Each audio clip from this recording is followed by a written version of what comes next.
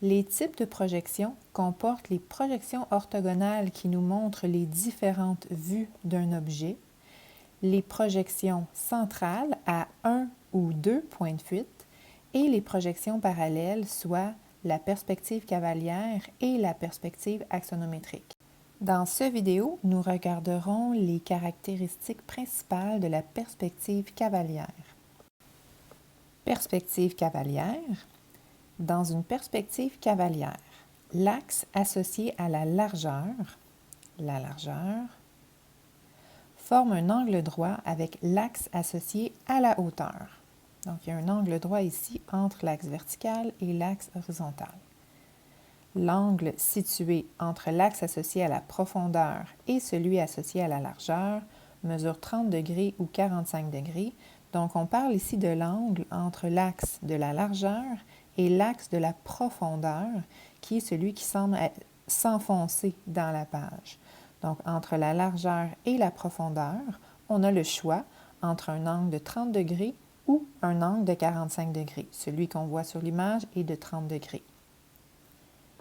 La face représentée dans le plan frontal, donc ça c'est le premier plan qui est face à nous vraiment, celle qui est formée entre les deux axes vertical et horizontal.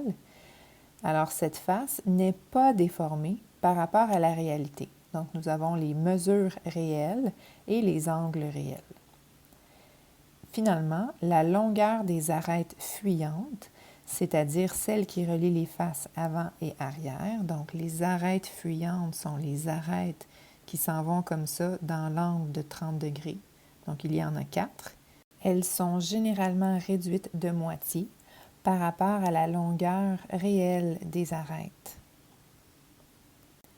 Avant de regarder la démarche étape par étape pour représenter un solide avec la perspective cavalière, regardons la petite animation qui est disponible sur la plateforme Mazone CEC.